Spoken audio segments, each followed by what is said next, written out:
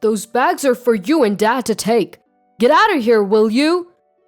I couldn't hide my shock at the sight of the bags piled up at the front door.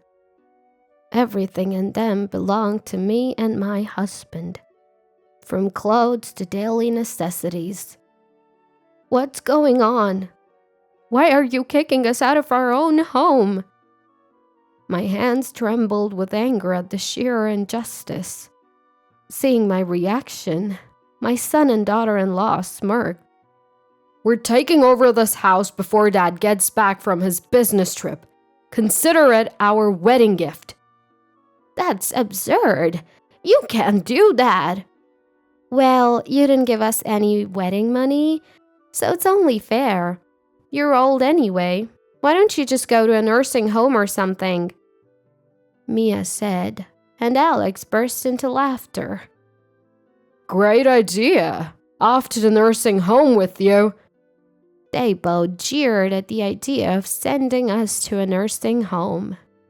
I found the situation so ridiculous that I burst into laughter. They looked at me suspiciously, but I didn't care. "Are you sure you won't regret this?" "Regret? We'll feel relieved." "All right then, suit yourselves." I smiled at the bluffing Alex and Mia, grabbed my bags, and left the house. It feels so good without the nuisances. "We got the house too! This is awesome!" I heard their jubilant voices from the other side of the front door. They have no idea what's coming for them. I dragged my carry-on bag away from the scene. My name is Laura. I've worked in caregiving for many years and retired at 70. I enjoy interacting with people, so even after retirement, I volunteer locally. My husband is also in his 70s and runs a small to medium-sized business. He's quite active for his age, often accompanying his employees on business trips. It seems that the company will be handed over when the successor grows up, so I would like to support my husband's work until then. We have a son named Alex. He was a miracle baby for us, as we struggled with infertility for years. We raised him with love and care, and he used to be a well-behaved child. Alex had always been a good kid, the kind of son that made parents proud and neighbors talk. It's not like we spoiled him. We taught him the basics. What's wrong is wrong, and don't do things that annoy others. But when Alex hit high school, we realized there's only so much parents can do. He started hanging out with a local group of troubled teens, and his life began to spiral. The influence of friends can be greater than that of parents. Our once honest and straightforward son became rebellious, selfish, and self-centered. He barely graduated high school and went on to a local college, where he started demanding to live alone. We rented an apartment for him and supported his tuition and living expenses. We hoped college would give him a sense of urgency and a stepping stone to independence. But Alex barely attended classes and remained aimless even after barely graduating. Now, Alex is in his mid-40s. No job, no significant other. Is he going to be all right? These were my worries when I called him about coming home for the holidays. That's when everything started to unravel. "Hello, who is this?" The voice I heard after 6 months was clearly not Alex's. A woman's voice, cute but somewhat languid. Is this Alex's phone? Who are you? Who are you? I heard Alex's voice faintly in the background. Mia, who are you talking to? Alex, some unknown lady is calling. I don't know any older women. Who is it? Alex, now laughing, took the phone and his voice turned noticeably annoyed when he realized it was his mom. What do you want, Mom? Why? You haven't shown your face in years. How about coming home for the holidays? Your dad misses you.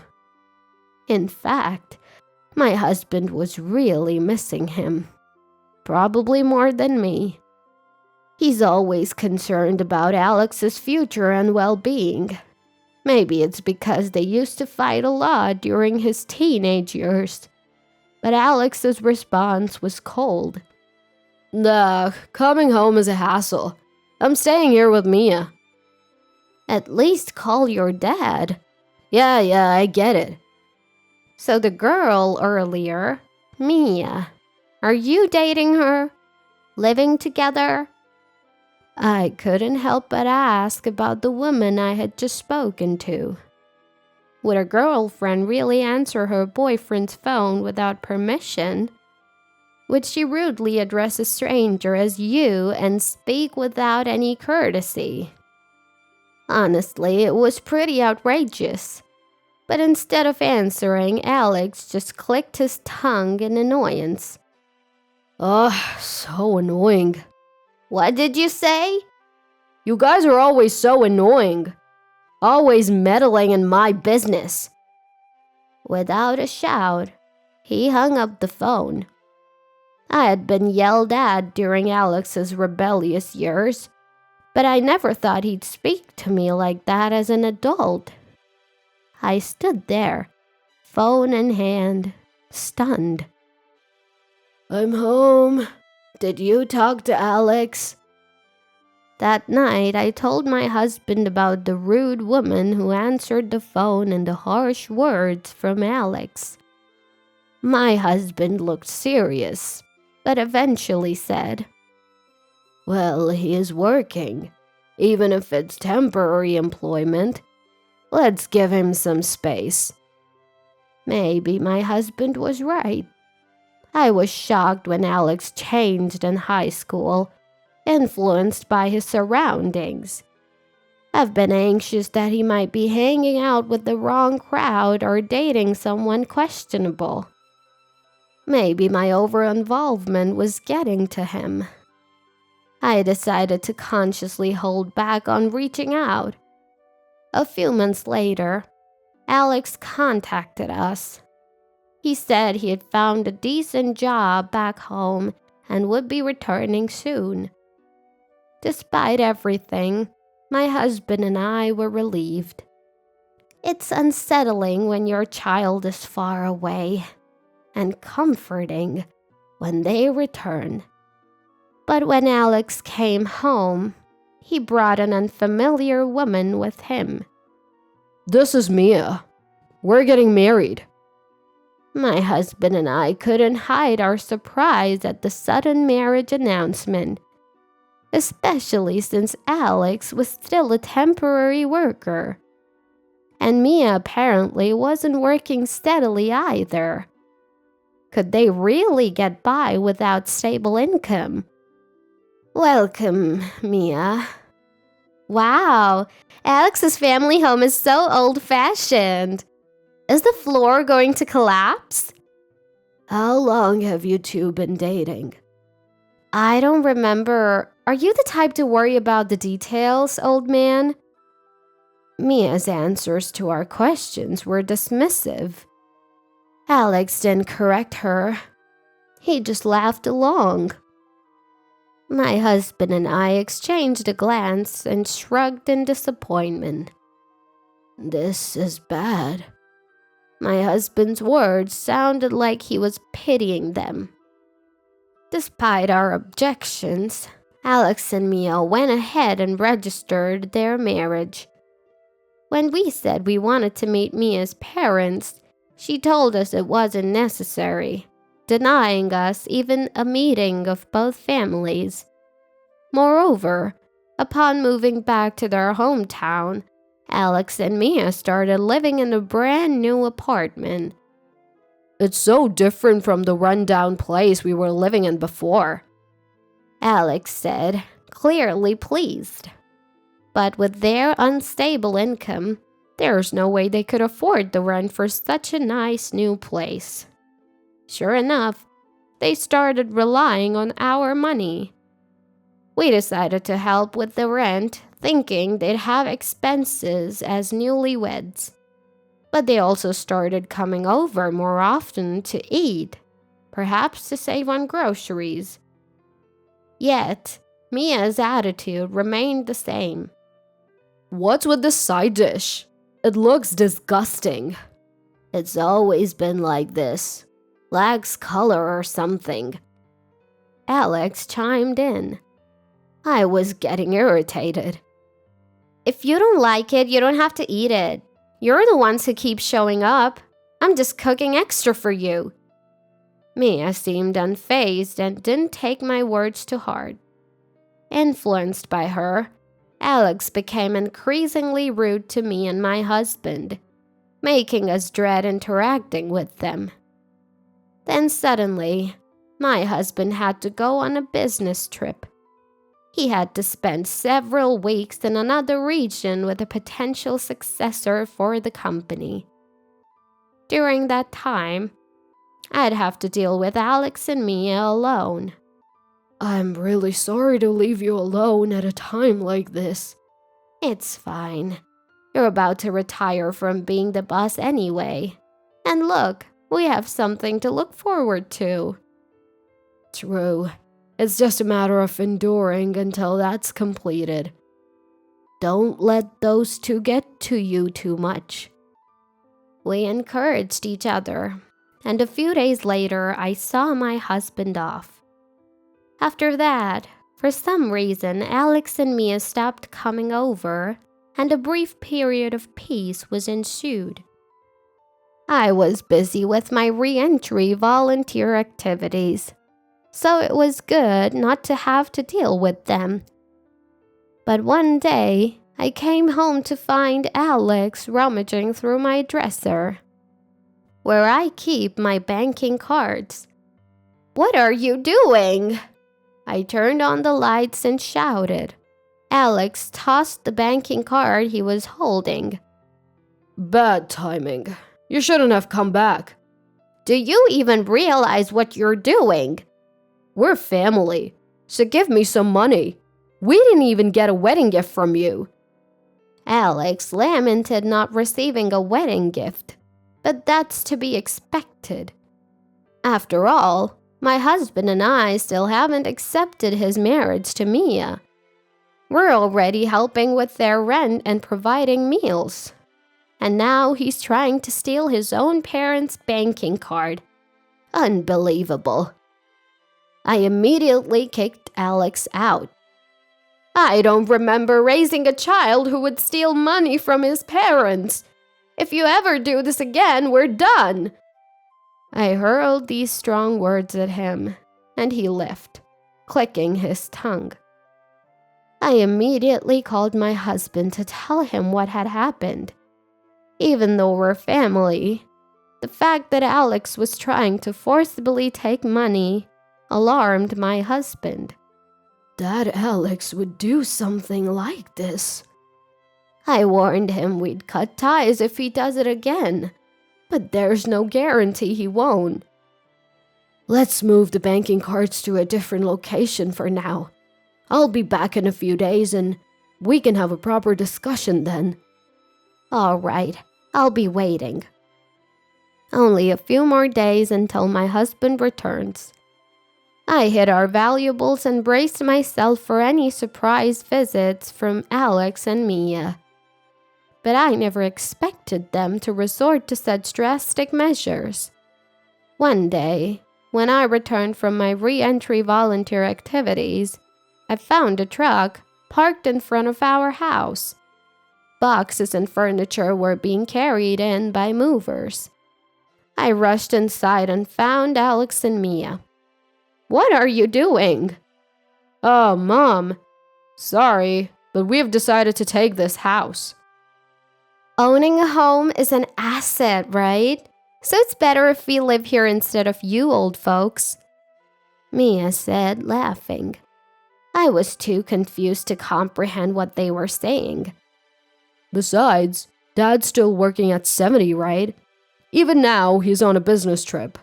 I don't want to end up like that. Working hard is for suckers.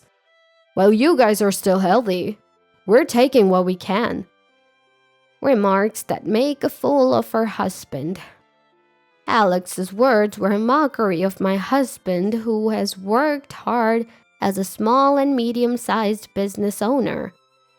I understand that it's been tough getting the business off the ground, but to me, this felt like an unbearable insult. "Those are your belongings. Get out!" Alex pointed to several bags packed at the entrance. I couldn't hide my shock. Everything from our clothes to daily necessities had been shoved into bags. Why should we have to leave the house we live in for you two? Faced with such unjust treatment, my hands trembled with anger. Seeing my reaction, the couple grinned. "We're gonna make this house ours before Dad gets back from his trip. Consider it a wedding gift." That's impossible. You didn't give us a wedding gift, so this is only fair. You're old. Why don't you go to a facility or something? When Mia said that, Alex joined in with a big laugh. "That's a great idea. Old folks should go to a facility. A facility!" As they chanted, urging me to go to a facility, something in me snapped, and I burst into laughter. The two of them looked at me suspiciously, but I didn't care. Are you sure about this? You won't regret kicking me out. Huh? We'll feel refreshed. All right then, suit yourselves. I smiled at the defiant Alex and Mia, grabbed my bags and left the house. It feels so good without the nuisance.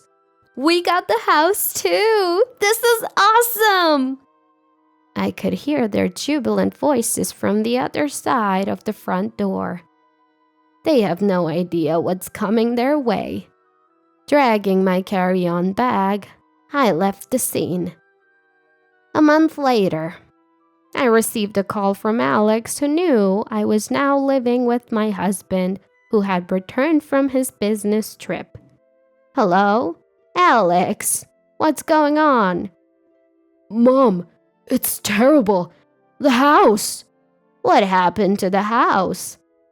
Alex's voice was clearly panicked. Even without asking, I could tell something urgent was happening. Actually, I already knew why Alex was in trouble. Did you know this house is going to be demolished? Oh, did I forget to mention that? My feigned ignorance was met with Mia's voice. What the hell, mother-in-law? Did you set us up? You moved in without knowing anything. Besides, how could a house that you didn't inherit become your asset? Mia was still ranting, but I didn't care.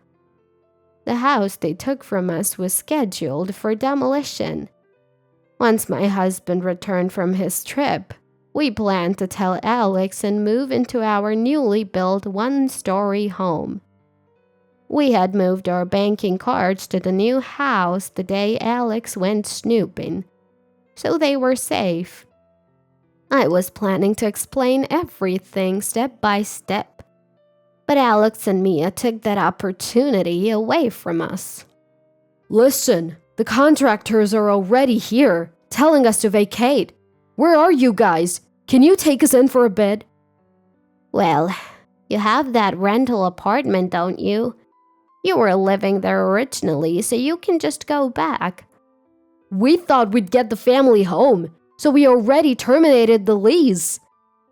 I was utterly amazed at my own son's lack of crisis management skills. It seems Alex and Mia had prematurely terminated their apartment lease, thinking they could live in the family home and use the money I was paying for rent however they wanted. Only then did they find out the house was going to be demolished. But that's not our problem anymore. You guys better leave soon. If anyone other than the owner, my husband, is found living in a house scheduled for demolition, you could be charged with trespassing. Come on, we're family. Help us out. You're the ones who told your parents to go to a facility, right? I did as you wished, so figure out the rest yourselves. With that, I hung up the phone without waiting for a reply. After that, the demolition began, and the house my husband and I had lived in for years disappeared without a trace. I thought the situation might turn into a police matter if Alex and Mia didn't leave by the deadline, but it seems my worries were unfounded. Life was peaceful for a while, but the calls from Alex and Mia didn't stop. We even changed our phone numbers, but they managed to track us down through local volunteer connections.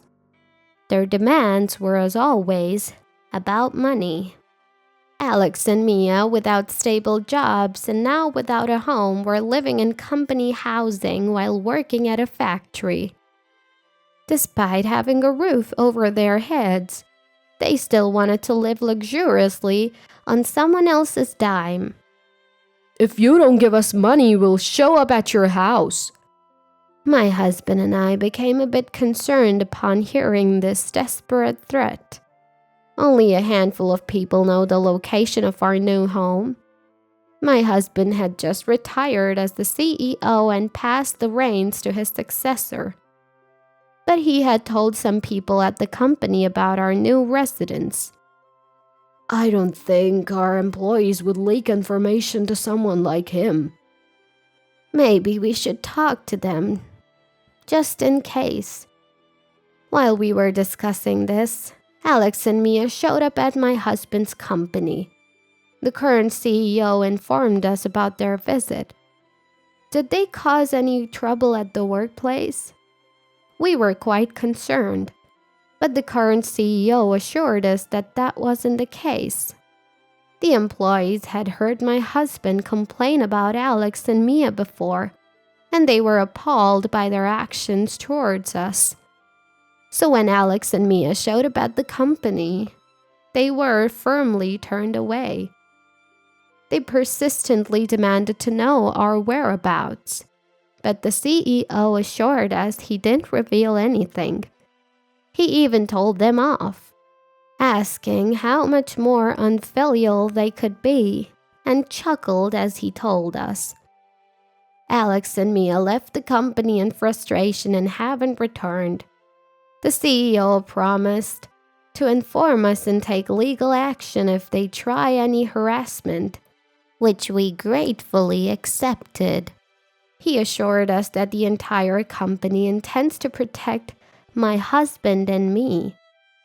It's probably the result of goodwill my husband built up while running the company. And we made a decision. We're cutting ties with Alex and Mia, wanting money so badly that they'd inconvenience not just their parents but also those around them. Exactly.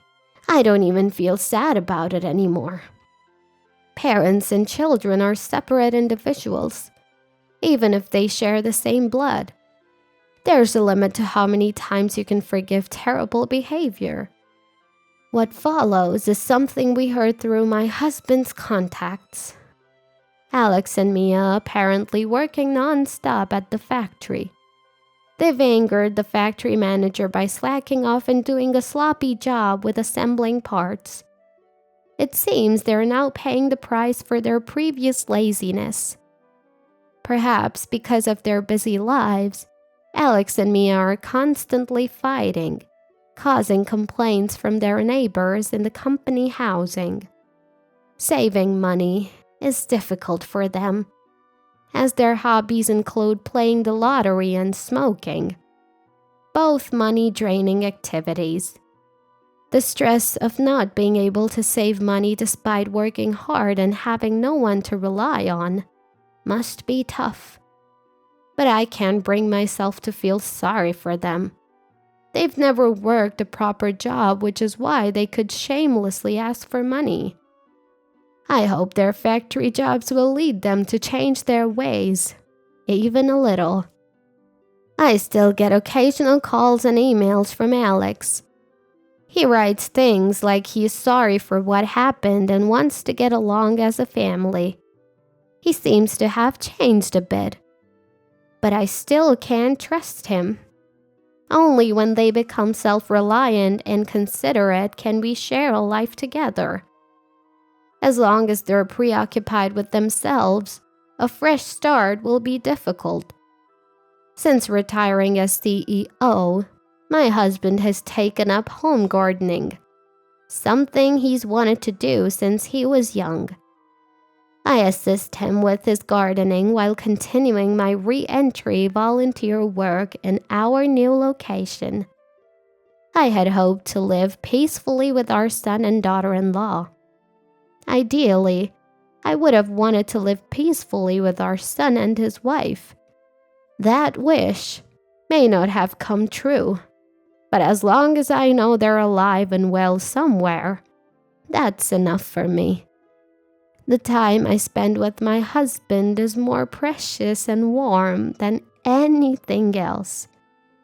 I intend to protect this invaluable happiness and lifestyle with all my might.